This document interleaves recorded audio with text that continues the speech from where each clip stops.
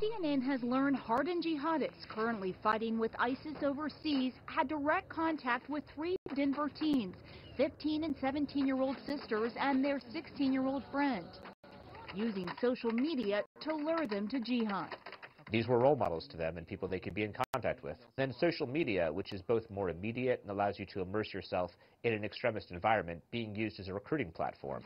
A law enforcement official says some of the jihadist recruiters were Westerners fighting in Syria. They were encouraging the girls to join ISIS, even giving them a roadmap of how to go from Denver all the way to Syria and eventually link up with the brutal terrorist group.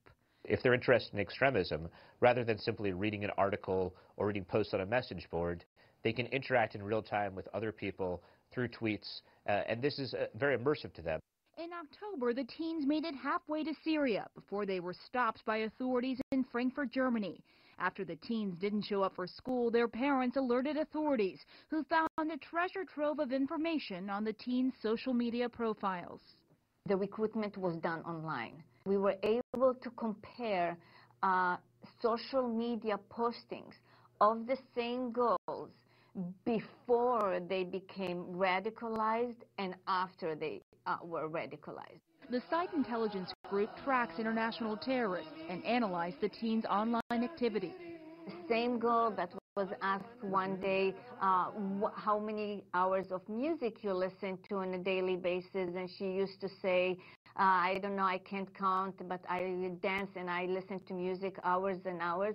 Then a few months later, she was asked how many hours of music you listen to. She said, music is forbidden. U.S. officials say this case is a unique opportunity to track efforts by terrorist groups to recruit Westerners. ISIS members have successfully played a role recruiting several Americans online, including Minnesota native Douglas McCain, who was killed in Syria in August. Site intelligence says the Denver teens were communicating with both men and women recruiters.